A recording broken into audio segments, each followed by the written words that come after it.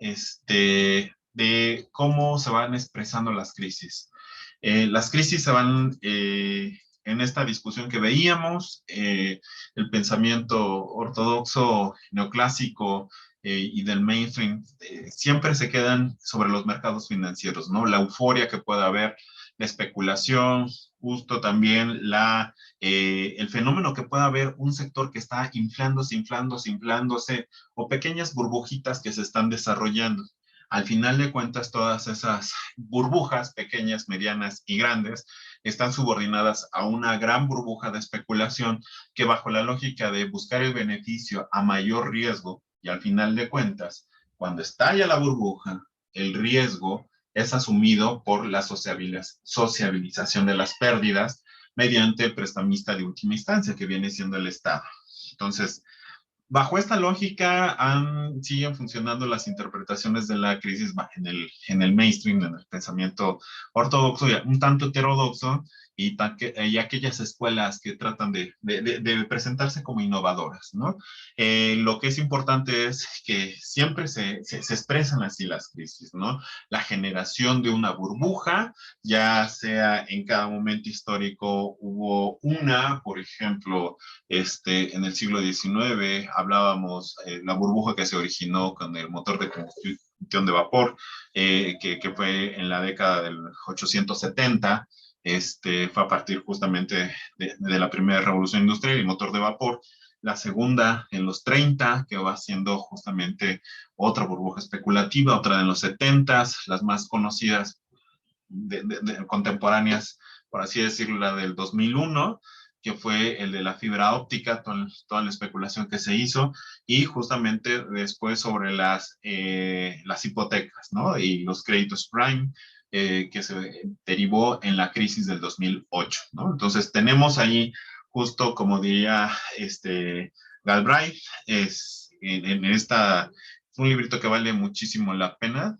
Yo lo tenía, pero tengo un relajo en su casa, pero John Galbraith, se alcanzan a ver la imagen de la Ah, paz. ese libro me lo dejaron leer en teoría económica, es muy bueno.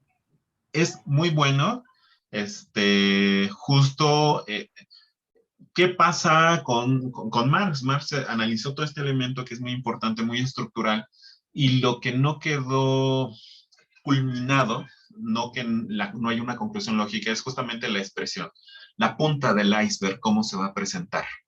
¿Sí? Y yo creo que Galbraith, que es un heterodoxo, pero además él se forma en todo como estos economistas de la modernidad hacia la primera mitad del siglo XX, que son economistas que sabían muy bien de Marx, sabían muy bien de la heterodoxia y de la ortodoxia.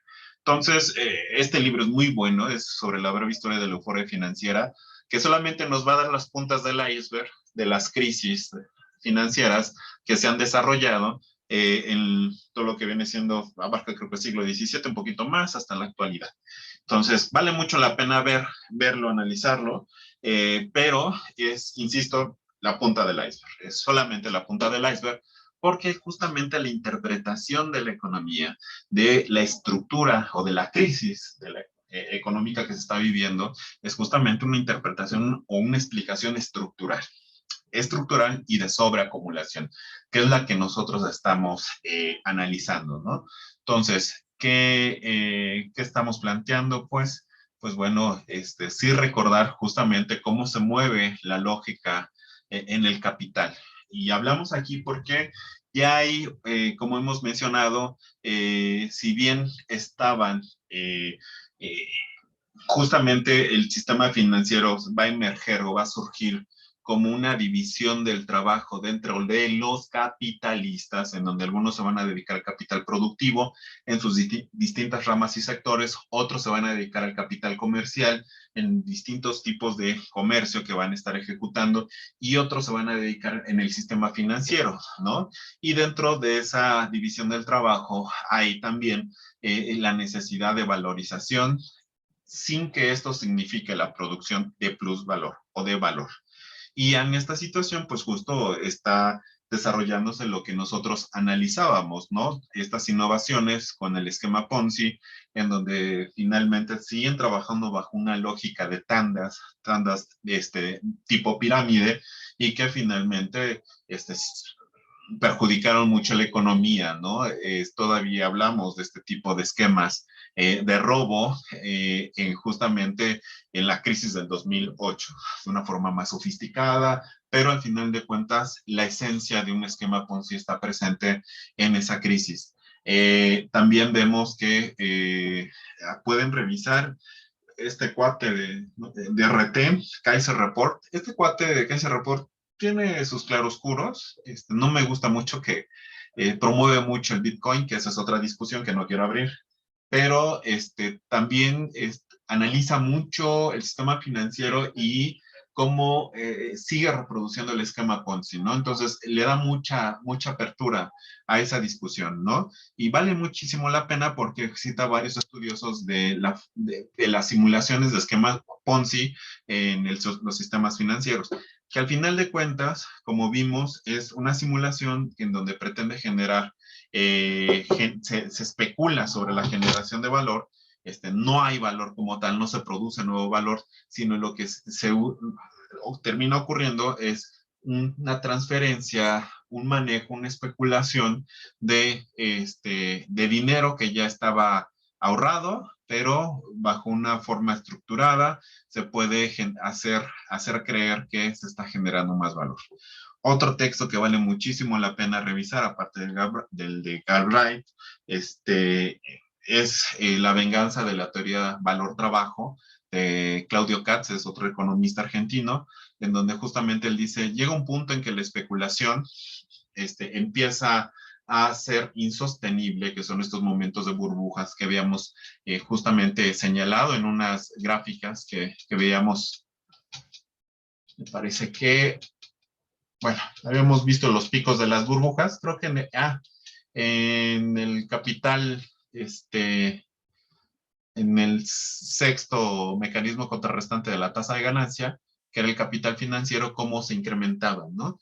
Entonces dice Claudia Katz, se incrementan, se especulan, pero en el momento de la caída, en su punto más bajo, terminan regresando esa teoría subjetiva del valor y ese valor especulativo al valor real, al valor trabajo real.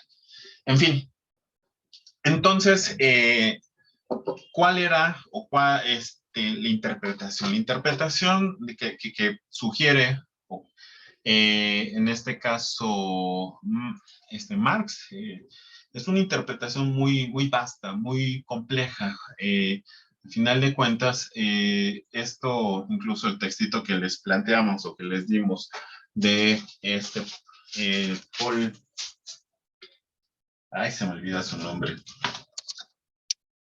¿Cómo se llamaba el autor?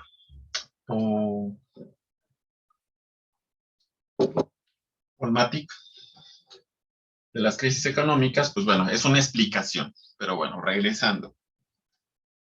¿Sí? O sea, lo que nosotros seguimos hablando, para interpretar y analizar la crisis, tenemos que entender, uno, el lugar en donde estalla la crisis económica no es el lugar en donde se origina.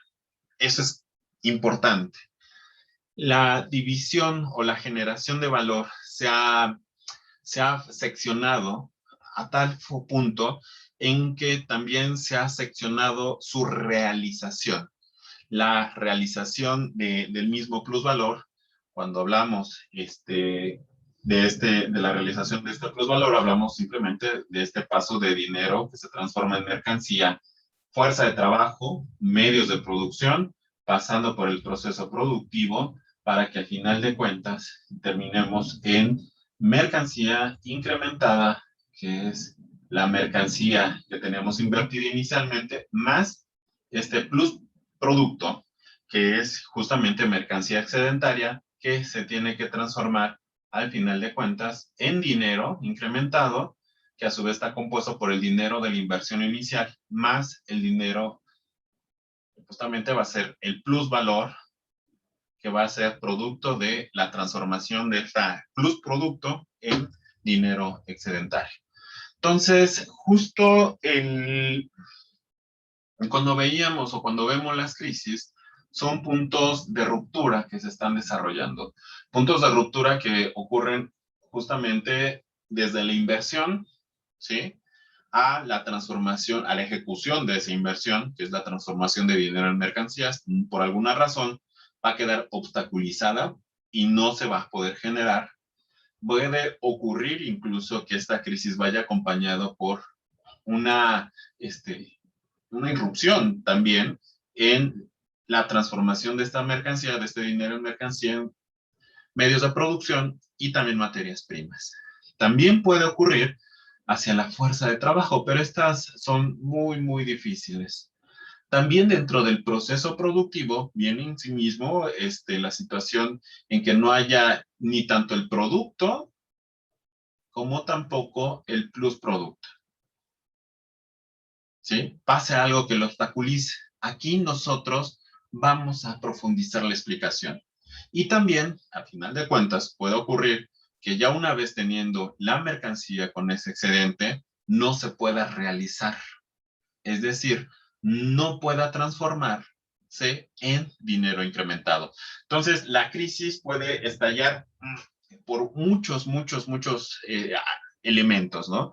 La realización, al final de cuentas, va a ser esa incapacidad de transformar ese dinero a dinero incrementado, que es la esencia del capital.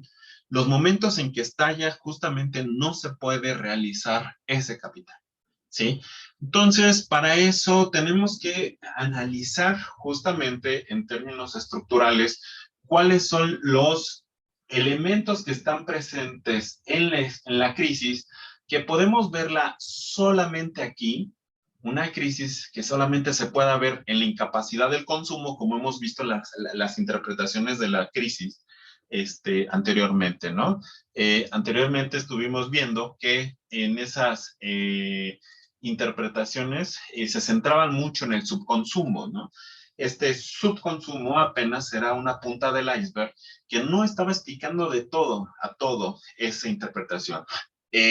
Son enfoques que también se han quedado en este momento desde la ortodoxia, porque dicen, bueno, es un desequilibrio entre la oferta y la demanda, o en los mercados financieros estalló la crisis, etcétera, etcétera. Pero si bien está ya ahí, se va originando desde la reproducción del propio capital, que es en donde nosotros vamos a centrar esta explicación. Rápidamente, nosotros, bueno, hasta aquí hay alguna pregunta. No, profe, ninguna. Bueno, gracias. Regresamos nosotros justamente a los elementos que habíamos o que hemos estado repasando, que son justamente aquellos que nos permiten entender digamos, de este engrane de que se llama economía y que se está reproduciendo en toda una nación en ese momento en términos globales, donde los engranes se van a romper, ¿sí? Para que al final de cuentas tenemos que el carro no avanza, pero el carro no avanza porque se paró, ¿sí?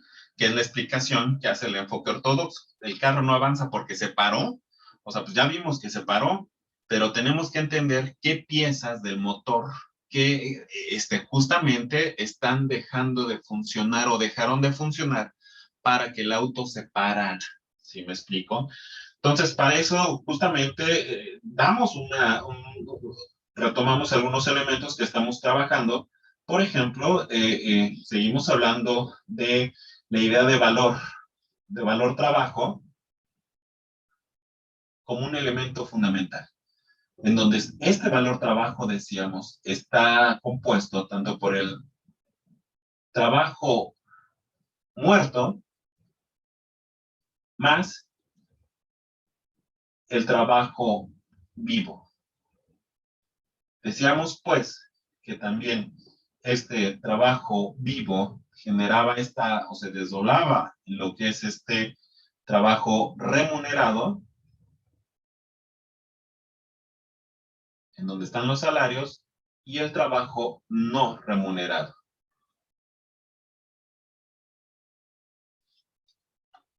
¿Sí? Entonces, ¿qué más estábamos planteando? Que en categorías del valor.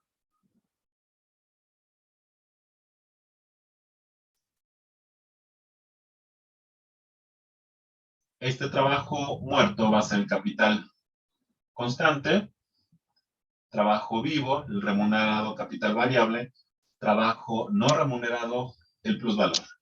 Y al final de cuentas va a establecer este valor de la mercancía.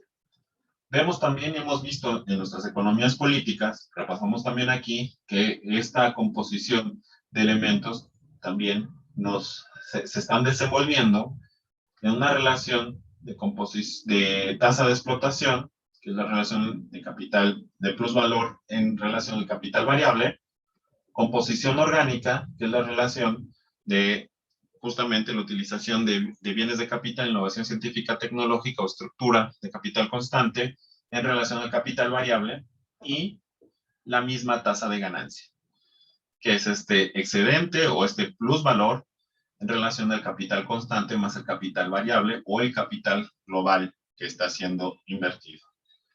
Vemos nosotros, o desde aquí que estamos explicando, desde la perspectiva de valores, que lo planteamos acá,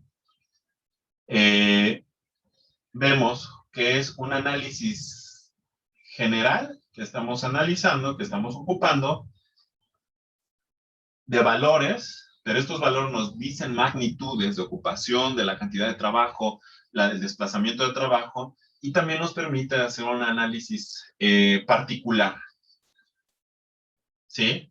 Y también vemos que dentro de este análisis particular, nosotros veíamos este comportamiento que se está teniendo en la tasa de ganancia, que viene siendo finalmente esta relación entre un incremento del capital variable que se está disputando en esta competencia que hemos llegado en este momento en relación al capital constante, una confrontación, y esta misma se expresa en el incremento constante de la tasa de plusvalor que se está enfrentando constantemente el incremento de la composición orgánica. Veíamos pues que en esta situación, o en ambas situaciones que se dan, afectaban a la tasa de ganancia, dado que la misma tasa de ganancia procura un incremento del plusvalor, ¿sí? Y este incremento de plusvalor está también condicionado por el incremento tanto del capital constante como del capital variable. Eso es lo que habíamos visto en términos, o hemos estado viendo también en términos generales, pero ¿qué más estamos analizando? Lo que también estamos analizando justamente es este nuevo fenómeno que agregamos, que vienen siendo los precios. Cuando colocamos los precios en este momento, nosotros ya veíamos que esta realización del capital justamente la teníamos ya no solamente limitado a uno solo, sino ahora, al momento de hablar de precios, nosotros hablábamos de la suma del capital realizado, que implicaba la suma de distintas empresas o distintas ramas en un sector, que al final de cuentas, para poder considerar los precios que se están ejecutando, considerábamos también la suma del capital, pero ahora lo vamos a considerar como un capital constante del capital productivo. Y más adelante lo vamos a decir por qué. Y también veíamos la suma del capital variable, del capital productivo, más la misma suma del plusvalor producido por el capital productivo. Vemos pues que ahora la ganancia ya no es una ganancia particular. Cuando ya el capital, la empresa, entra en interacción con otras empresas, hablamos que el excedente, el plusvalor que se va a apropiar, va a ser una parte proporcional a la distribución que está teniendo a partir de la ganancia media. ¿Y cuál es la ganancia media? La ganancia media no es más que la suma del plusvalor producido por el capital productivo, todas las empresas que están compitiendo ahí, y justamente siendo dividido por el capital constante del capital productivo más la suma del capital variable del capital productivo. Entonces, veíamos justamente acá que hay una distribución, ¿sí? Entonces, esta interacción nos lleva inevitablemente a esa redistribución del plusvalor, y justo ya veíamos que en el caso de las ganancias particulares, teníamos que ya eran calculadas sobre la ganancia media, pero como producto del capital desembolsado. Y esto nos iba a dar la ganancia particular. Más adelante en Economía Política 5, ustedes van a ver justamente que el capital va a tener 4 mutaciones del plusvalor. La primera es ese trabajo excedente no remunerado del trabajador que se da en la entidad, en la empresa, y otra, la segunda, va a ser esta, que no va a ser directamente el plusvalor el que se va a apropiar el capital, o sea, sí el plusvalor, pero no el 100%, sino que en la lucha entre capitalistas se va a distribuir esta ganancia y le va a tocar una parte proporcional que va a ser a partir de la ganancia media. De esta ganancia media nosotros obteníamos justamente el precio de producción, ¿sí? Que tenemos acá. El precio de producción era igual también la suma del consumo de capital constante más el capital variable más esta ganancia particular. Bueno, ¿y esto qué fregados? O sea, ¿cómo se va a relacionar con la crisis? Ah, bueno, nosotros vamos a estar analizando, cómo se relacionan justo. Así como tiene sus afectaciones, lo que vimos, la reproducción del valor, ¿sí? También en esta reproducción social del valor, tenemos que, y aquí hago el paréntesis, esto es tema más de economía política 3 o el tomo 2, que está presente en las interpretaciones de la crisis. O sea, tenemos entonces una competencia que habíamos visto que el precio de producción dejaba ver que aquellos sectores que tenían mayor composición orgánica, ¿sí? Individual, en términos individuales, tenían menor plusvalor. Pero al salir al mercado y competir con el resto de los capitalistas, se podrían apropiar de mayor plusvalor social, ¿sí? De otras ramas o sectores que tuvieran menor innovación científica tecnológica y por lo tanto, si bien tienen mayor tasa de explotación o mayor plusvalor, pero tienen que colocarlo a un precio de producción según lo que se está estableciendo en la ganancia media. Entonces, ¿qué ocurre? Pues empieza una redistribución y esto es una redistribución en aquellos sectores, de aquellas empresas que tienen mayor innovación científica, tecnológica o composición orgánica, y esto a la larga hace que las distintas empresas se vean estimuladas para también tener un desarrollo científico-tecnológico para poder apropiarse del mayor plusvalor social posible. Entonces, al final de cuentas, veíamos que la innovación científico y tecnológico permitía un incremento del plusvalor social, una apropiación de este plusvalor social, pero también empezaba a ver, y aquí ya regresamos a nuestros cursos anteriores, empezaba a haber una contracción de los salarios, también un incremento de la explotación, pero también un incremento de la productividad. Este va a ser un elemento crucial para el desarrollo de las crisis. Bien, pero también nosotros veíamos cómo esta innovación se relacionaba con lo que nosotros estamos viendo en este momento de la crisis. Bueno, ¿cómo se relaciona? Pues tenemos que terminábamos el curso de Economía Política 3, que con lo siguiente, que el capitalismo no es un sector homogéneo. El sector productivo, como hemos visto que tiene ese funcionamiento, está dividido en dos. El sector 1, que produce los medios de producción,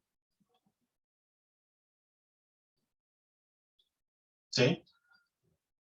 Y la forma de producir de este la ponemos de la forma siguiente. El sector 1, medios de producción, producía con capital constante del sector 1, capital variable del sector 1 y plusvalor del sector 2. ¿Sí? Y teníamos, perdón, plusvalor del sector 1.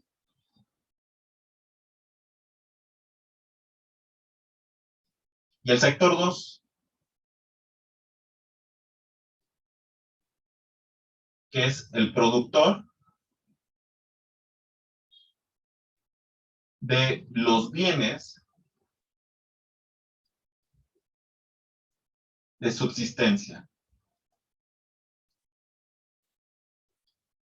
y suntuarios. Sector 2 produce con capital constante 2, capital variable 2 y plusvalor del sector 2. ¿Qué pasa aquí? Evidentemente hay una relación de oferta y demanda, tanto del sector 1 como del sector 2. El sector 1 produce todos los medios de producción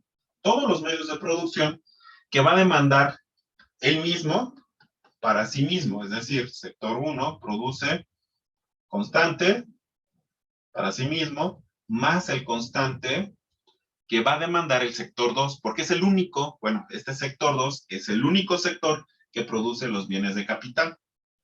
En el caso del sector 2, el sector 2 va a producir el conjunto de bienes de subsistencia para los trabajadores del sector 1, para los capitalistas del sector 1, pero también para los trabajadores del sector 2 y también para los capitalistas del sector 2.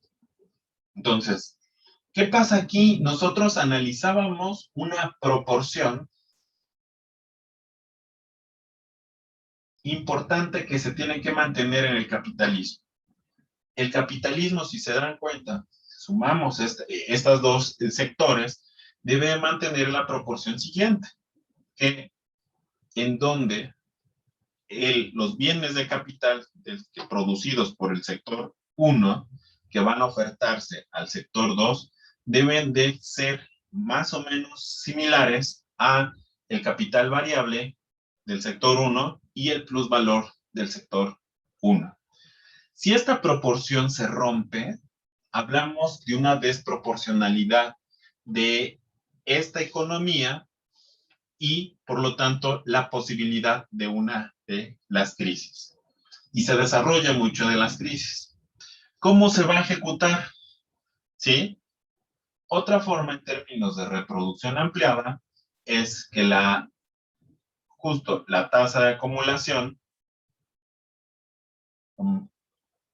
que en reproducción ampliada va a ser tasa de ganancia del sector 1 por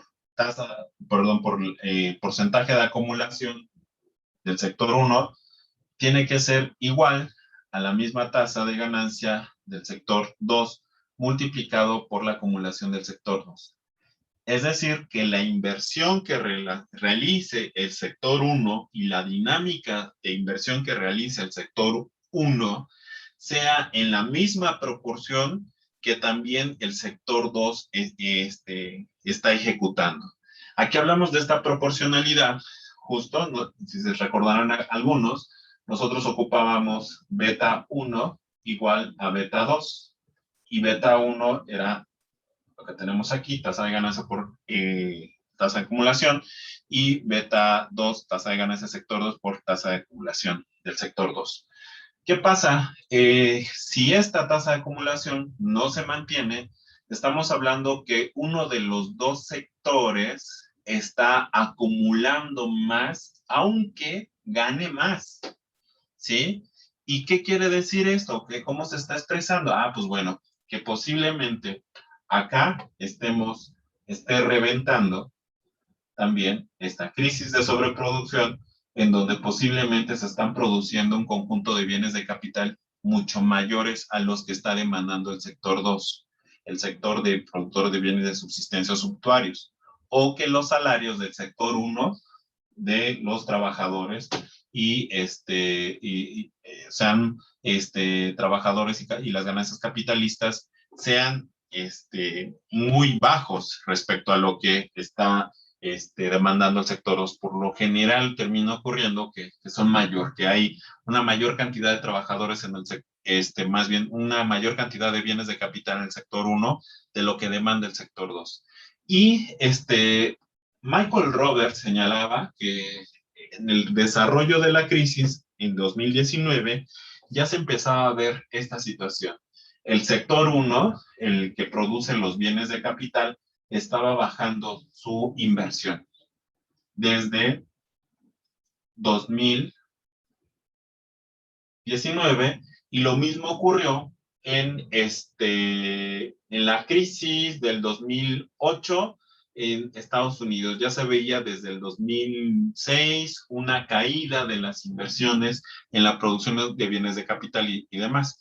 ¿Qué pasaba? Pues al final de cuentas, pues este conjunto de trabajadores, eh, tanto del sector 1, que lo vemos acá, como del sector 2, ¿sí?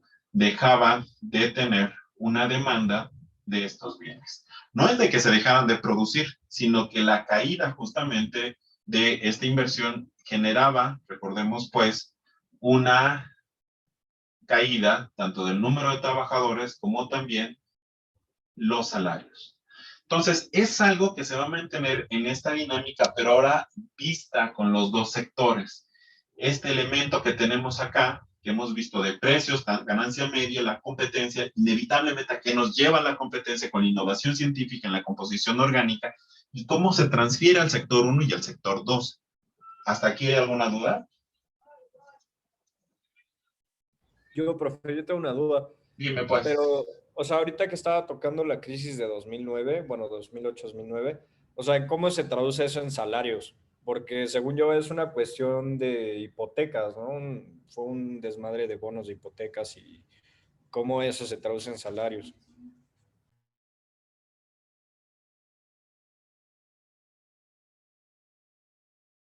Sí, justo lo que planteamos o lo que se plantea desde acá, es que si bien la crisis está en 2009 y se expresa por las hipotecas, ¿sí me explico?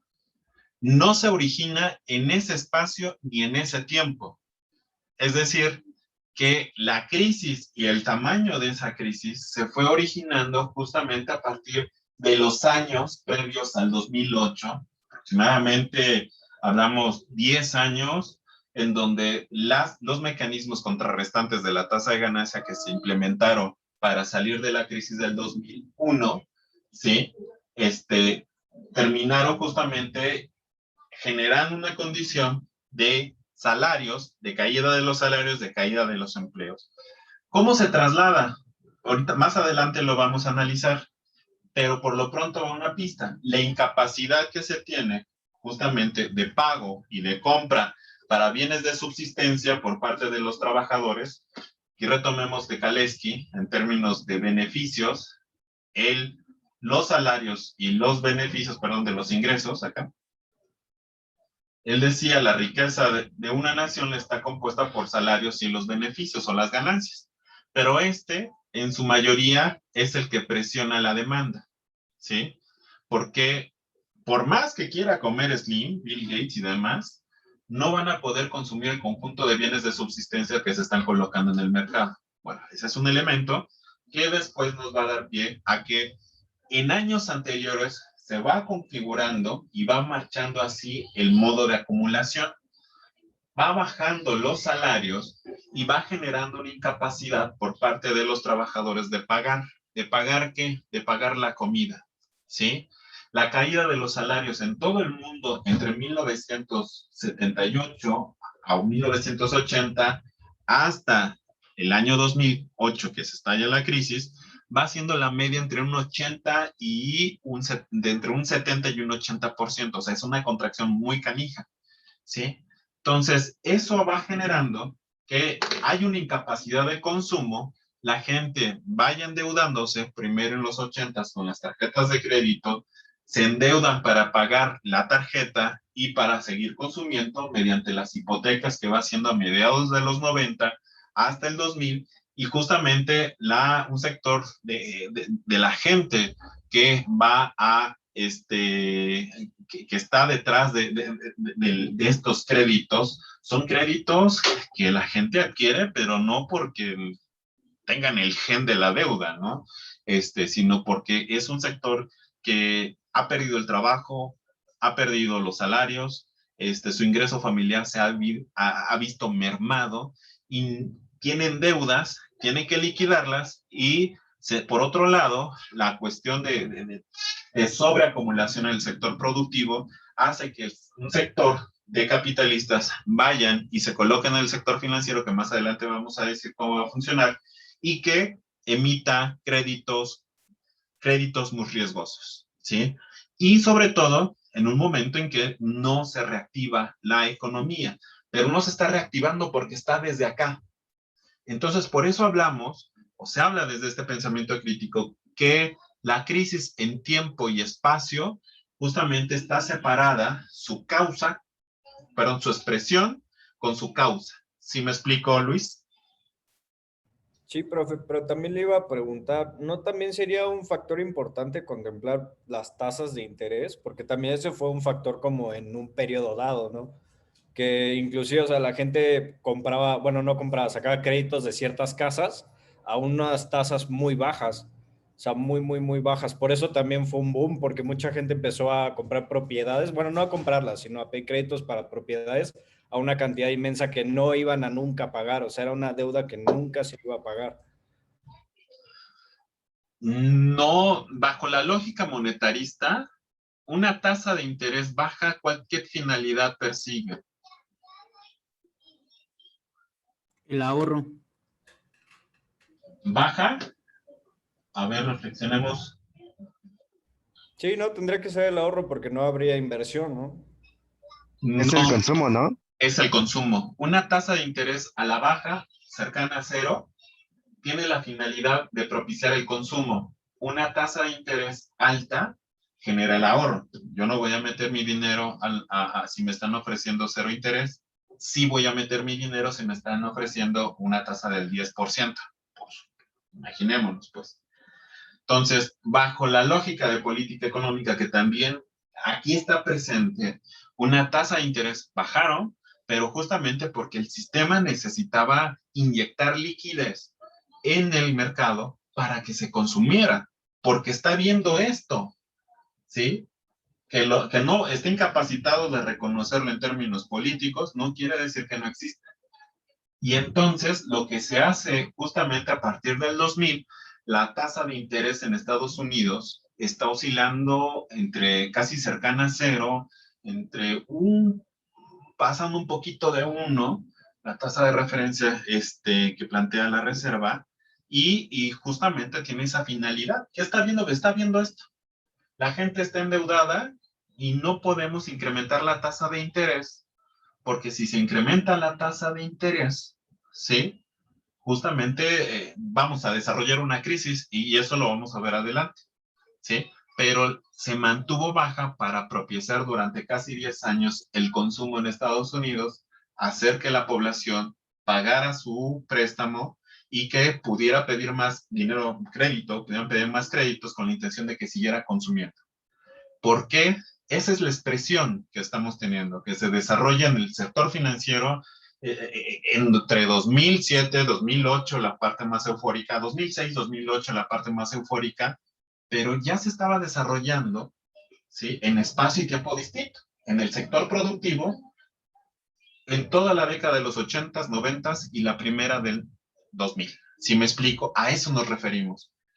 El punto del fetiche, que sigue siendo evidente es que nos quedamos como se estalla o se expresa en el sector financiero, se piensa que ahí se desarrolla.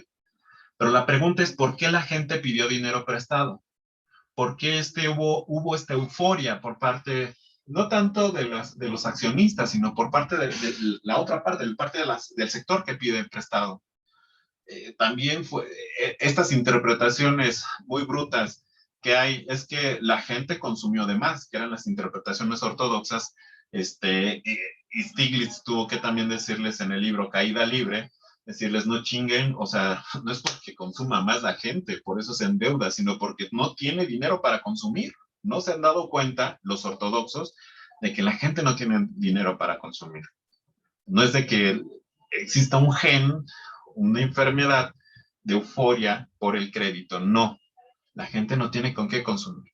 Y aquí la pregunta es, ¿por qué no puede consumir? Ah, bueno, porque en los últimos 30 años en Estados Unidos se va desarrollando esta situación. Una competencia con salarios bajos, una sobreproducción que se escala a nivel global, en donde la sobreproducción viene de China, pero con empleos que salieron de Estados Unidos en aras de poder recortar salarios de empresas gringas que se van a Asia, China, y que regresan las mercancías, pero ¿qué creen? La gente tiene pocos ingresos porque o tienen salarios muy bajos o los empleos que tenían ya se fueron a Asia y entonces pues no tienen esos empleos.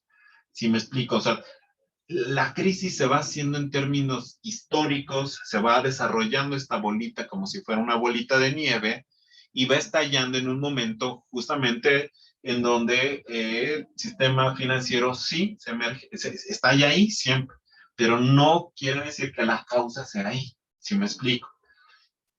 ¿Hasta aquí hay alguna duda? ¿Comentario? No, profe, todo bien, muchas gracias. No, no, ¿de qué? Ay, gracias a ti. Bueno, entonces tenemos esa situación. Dime. Este, hay, esto también tiene que ver con una actualidad que nosotros tenemos, ¿no? Algo así me estaba leyendo un artículo de Monetaria que nosotros como, o sea, esta nueva generación no ahorra más para poder gastar más, ¿no? Sino para poder acceder a algún crédito o algo que le permita tener tan siquiera lo mínimo, ¿no? Algo así era la relación porque realmente tenemos mucha precariedad laboral en este momento y bueno, salarios muy bajos. Sí, hay una situación interesante que se debe, bueno, que se ha presentado y es que hay salarios bajos, ingresos muy bajos y mucha incertidumbre, ¿no? En Estados Unidos se pensó que iba a ser temporal después de la crisis 2009 al 2010, que la gente iba a ahorrar, ¿no? Nada más. Y es un ahorro que incluso ni siquiera ya está en los bancos, pues, porque ya la gente ni siquiera tiene esa confianza en el sector financiero en Estados Unidos.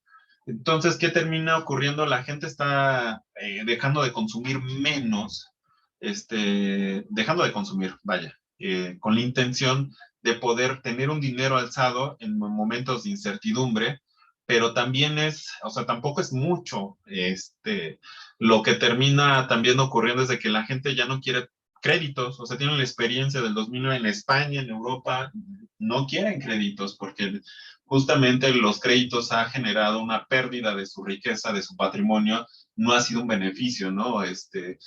Apenas estallan las crisis o incapacidad de pago, llega la morosidad y de repente pelas, ya perdiste el bien. Sí está pasando algo interesante, pero mucho tiene que ver que la fuente de los ingresos que históricamente había generado el pago de esos créditos, el gasto para el consumo y el incremento de un ahorro considerable son los salarios. Y los salarios, empleos estables han desaparecido. Entonces, ¿qué es esto? Tasa de explotación, ¿sí? Bajo las dos vías, contracción de los salarios y contracción de las condiciones del capital variable, de la forma del empleo. Entonces, otra vez juntamos este elemento de causa estructural con la cuestión monetaria. En la cuestión monetaria, pues, creo que fue una noticia muy sonada este fin de semana, no sé si ustedes vieron ahí en las redes, un encabezado del País, me parece, un periódico, que decía, los jóvenes no quieren pedir un crédito para vivienda, no sé, el encabezado sugería que los jóvenes ya no querían tener una vivienda propia, por moda o algo así, ¿no? Y muchos salían al quite diciendo, no chinguen, ¿con qué empleo, con qué salario y con qué costo de créditos, ¿no? No es una cuestión de que no queramos vivienda, ¿no? Creo que era algo así, bueno, no me acuerdo muy bien, el encabezado. Pero bueno, hay causas estructurales y estas son las que estamos analizando. ¿Algo más que quieran comentar acá? No, profe, gracias. Bueno, entonces, además de este elemento que estamos analizando, el capital productivo, vamos a analizar en la siguiente sesión con más calma. Ahorita lo metemos como introducción y para analizar la crisis, el elemento de el precio de venta.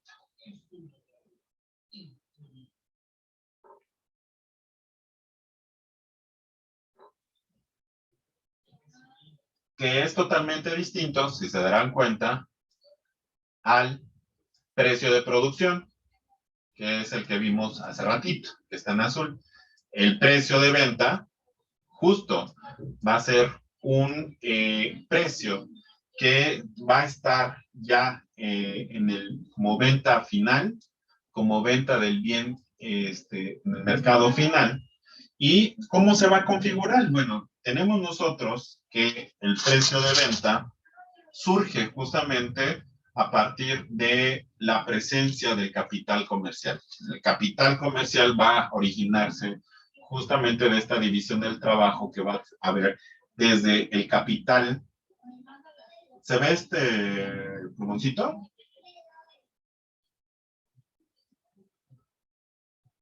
Sí, profe.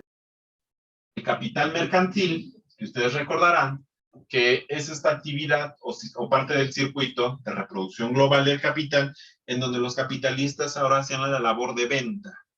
Pero el capitalista, además de dedicarse a producir y después a vender, era una tarea muy, muy, muy desgastadora para él. Se tenía que especializar y también otros capitalistas se especializaron. Entonces, del capital mercantil se emergen y surgen justo el capital comercial, que van a ser aquellos capitalistas que se dediquen exclusivamente a la compra y venta de mercancías. Nada más. No van a producir. En absoluto. Nada lo van a producir.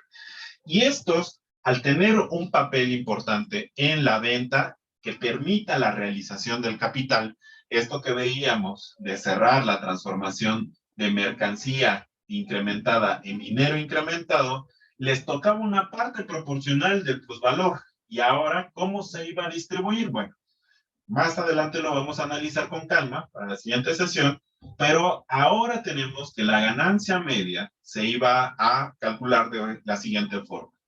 Sería la suma, o es la suma del plusvalor del capital productivo. Como dije, el capital comercial solamente se va a dedicar a comercializar, por lo tanto no produce plusvalor, ¿sí?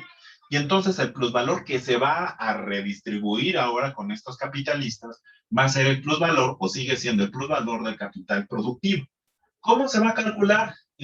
Ahora en la parte que tenemos va a ser el capital constante o la suma del capital constante, pero del capital productivo, más la suma del capital constante del capital comercial, más la suma de todo el capital variable del capital productivo, más la suma de todo el capital variable del capital comercial.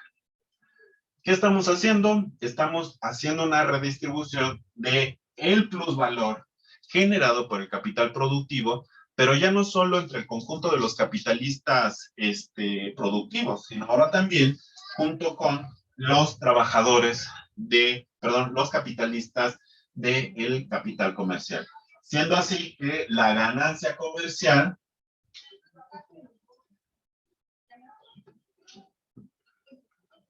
¿sí? Va a ser igual al precio de venta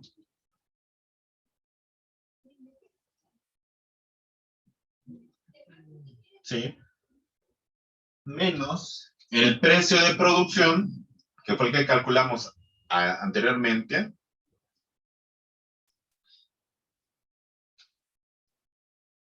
¿sí? Menos este capital desembolsado. También invirtió en capital constante, capital variable. Dejémoslo ahorita por lo pronto en capital desembolsado. Y justamente el precio que se va a originar a partir de esta ganancia media va a ser justamente el siguiente. Precio de venta igual precio de producción más el precio de costo del capital comercial más esta ganancia de capital comercial, que esta la tenemos pendiente para la siguiente sesión de cómo calcularla. Tenemos pues que ahora hay, si se dan cuenta, otro problemita para el capital y para los trabajadores. Tenemos un problema acá, ¿sí? Todo esto ocurría en términos intersectoriales, sector 1 y sector 2, pero al momento en que aparece el capital comercial, tenemos que la transformación de mercancía en dinero incrementado ya no es un problema que afecta únicamente al capital productivo, sino es un problema que también afecta al capital comercial, ¿sí? Y el capital comercial va a idear un conjunto de herramientas que en espacio y tiempo van a estar generando la crisis. Como viene siendo incluso este elemento, que también señala y que verán ya ustedes en Economía Política 5, que el capital que trafica con dinero. ¿Qué pasa acá? Va a ser un sector prestamista, capitalista, que emerge del capital comercial, que justamente se va a dar a la tarea de permitir esta transacción, pero en el caso de exclusivamente los trabajadores. Entonces, vamos viendo que desde aquí, justamente, va a emerger o va a estar surgiendo un nuevo capital, este capital que va a ser el capital financiero. Pero ya para este momento estamos teniendo un conjunto de contradicciones que se están desarrollando. Las contradicciones entre el sector 1 y sector 2, el sector de bienes de capital y el sector de bienes de subsistencia, ¿sí? Que a su vez tienen trabajadores, que trabaja bajo competencia, que desplaza mucha fuerza de trabajo por la innovación científica tecnológica, por la misma competencia, que caen los salarios, que los salarios al final de cuentas pertenecen a los ingresos de las familias. Los ingresos de las familias se ven mermados por también la ausencia de empleos o empleos mal pagados y salarios a la baja, y al final se incorporan al capital comercial como consumidores y la incapacidad de consumo ya no les da para poder consumir o consumir de una forma muy rápida. Y todo esto también está aquí, los tiempos de los ciclos de capital. Entonces, ya no solamente se va a afectar a este sector el productivo, sino también el capital comercial. ¿Sí me explico?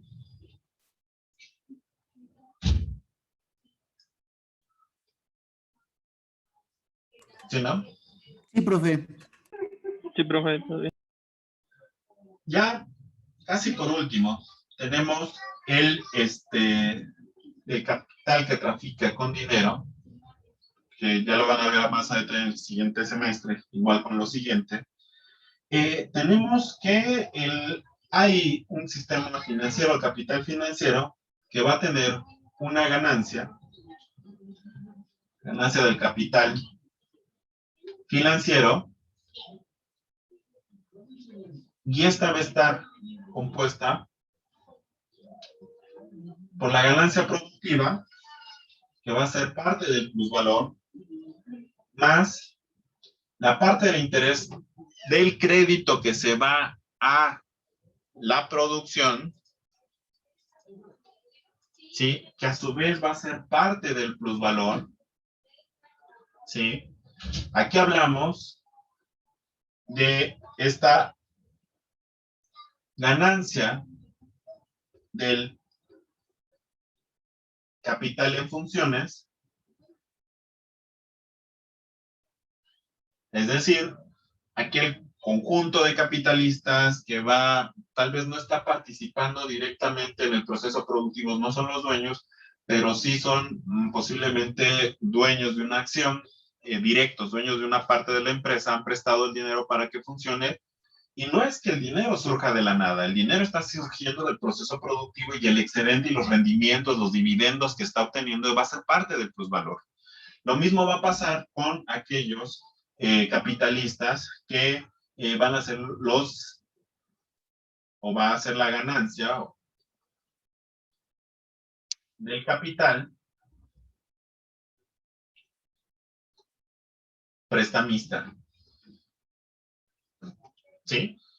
Es prestamista para la producción. Acá tenemos que va a ser rendimientos, van a ser dividendos, van a ser utilidades, etcétera, etcétera, en el sistema financiero, ¿sí? Y aquí se va a colocar como una especie de tasa de interés o una tasa de interés que va a desarrollarse justamente o que van a obtener de vuelta. ¿Cómo es esto? Pues bueno, partimos que a diferencia del enfoque monetario y ortodoxo, que si yo les pregunto de cuál es, de dónde surge o qué es la tasa de interés, qué es la tasa de interés en sus clases de monetaria y teoría económica.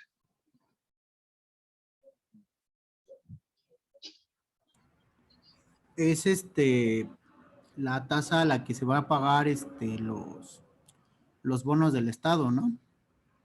Ajá, pero ¿qué es? ¿Qué nos dice?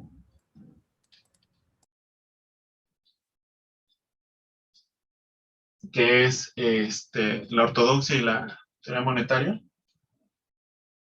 Si es el costo que vamos a tener, que es el pago que vamos a recibir, pero ¿qué definición le da?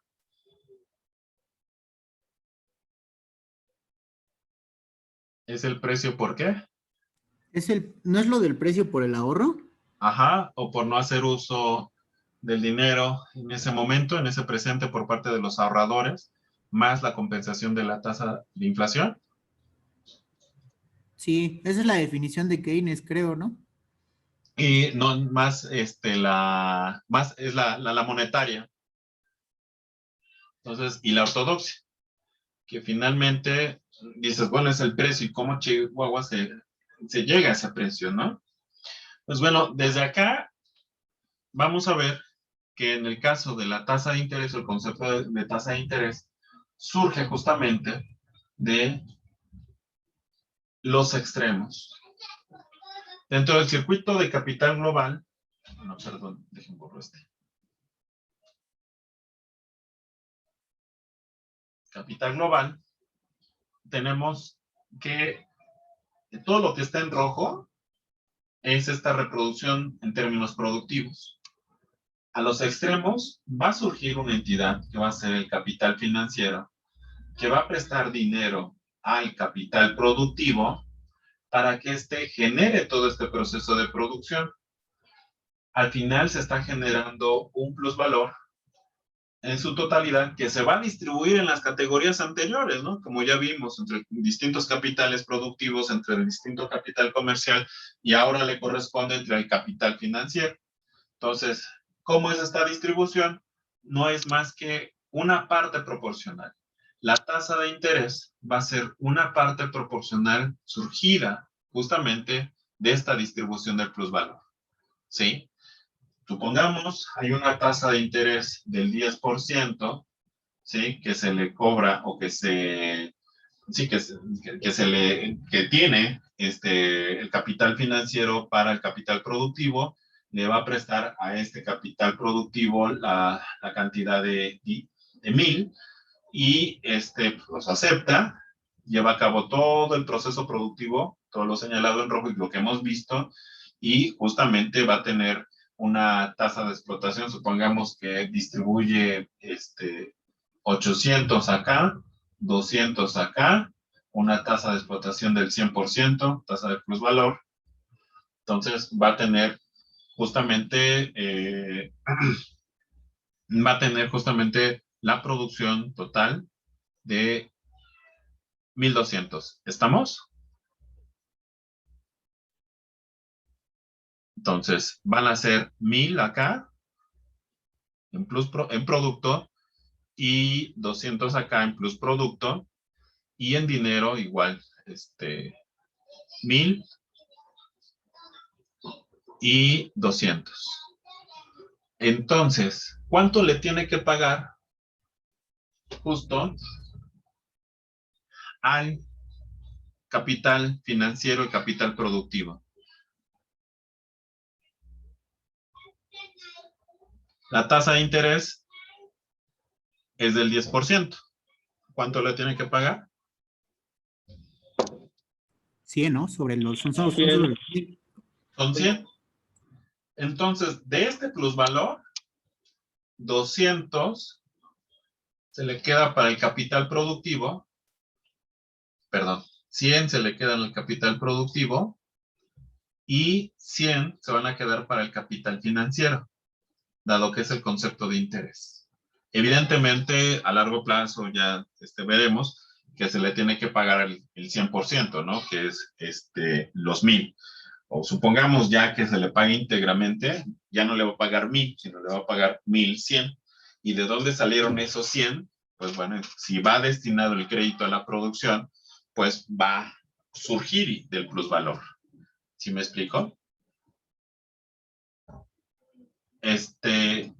Bueno, entonces, ¿qué pasa aquí? Pues todos estos elementos que vemos se van desarrollando en espacio y tiempo distintos, sobre todo los primeros. Bueno, los primeros es en el sector o la esfera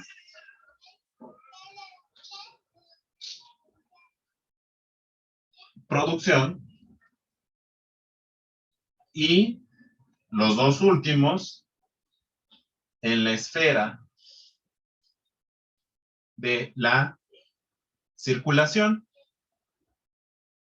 en donde al final de cuentas la combinación y las contradicciones que se están desarrollando van a expresar justamente las rupturas que estamos viendo. Dinero DM, que se rompa acá, que se rompa acá, y esas desproporciones son justamente las que originan la crisis. La ausencia de inversión para que haya mayor trabajadores contratados o mercancías, bienes de capital utilizados, muchas mercancías, porque evidentemente la competencia y la acumulación generan, al final de cuentas, y la productividad generan sobreacumulación, pero una sobreacumulación con incapacidad de consumo. Tenemos en este momento, y se mostraba en 2019, justamente esas contradicciones. El propio capitalismo tenía, China tenía una sobreproducción y Estados Unidos estaba empujando su producción y se estaban disputando los mercados. Eso, si ustedes recordarán, en China, pero en 2019 fue el debate que tenía Trump con China.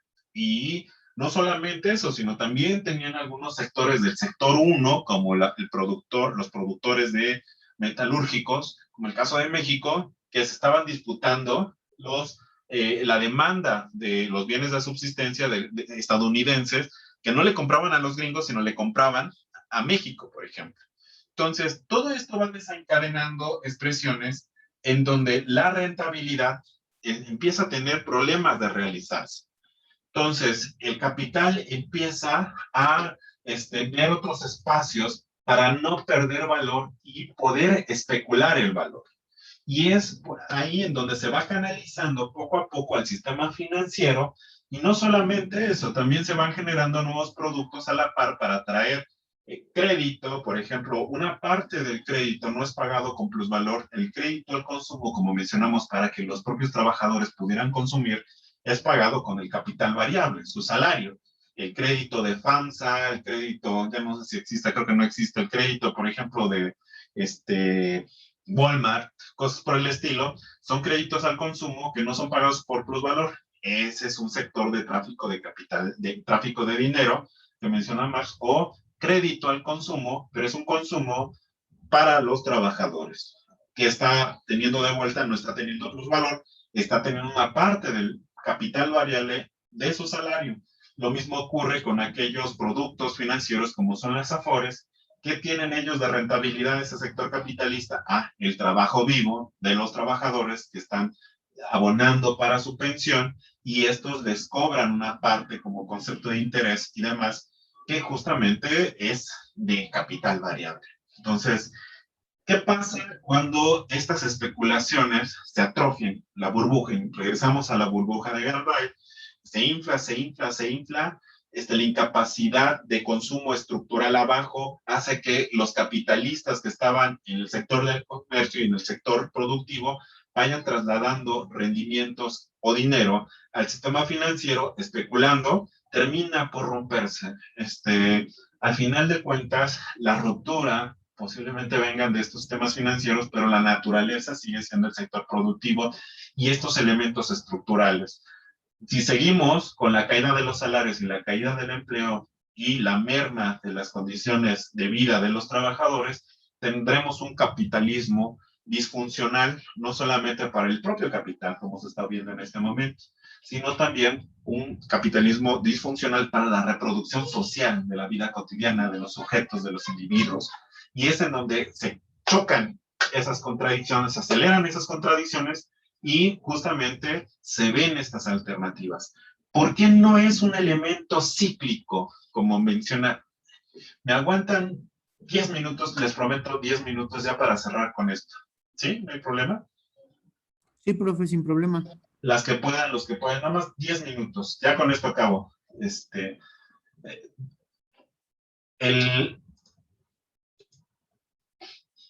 quería presentar algunos datitos de lo de la crisis, pero yo creo que nos vamos.